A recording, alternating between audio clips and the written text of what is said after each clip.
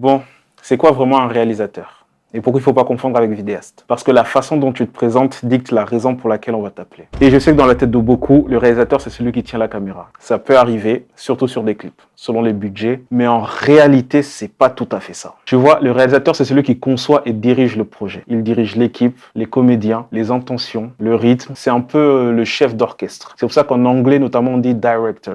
Directeur, donc celui qui dirige. Alors que le vidéaste, lui, a un rôle plus prestataire, purement technique. On l'appelle surtout pour venir faire des images. Ce qui va dire qu'il arrive souvent en bout de chaîne. Et donc la plus grosse liberté créative et artistique qu'il peut avoir, elle se passe au montage. Donc le réel est associé à la vision et à l'auteur du projet, alors que le vidéaste est plus vu comme un exécutant technique. Et ça change tout dans les attentes que les clients ont de toi et de comment ils vont te payer.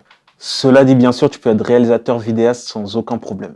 Seulement, le mot que tu mets sur toi te met direct et malheureusement ou pas dans une case. Pour ma part, j'ai mis des années à être à l'aise avec le terme réalisateur. Syndrome de l'imposteur, tout ça, t'as capté. Aujourd'hui, je dis réalisateur clip, même si parfois, il m'arrive encore d'être simple vidéaste sur ce que j'appelle des quiet projects.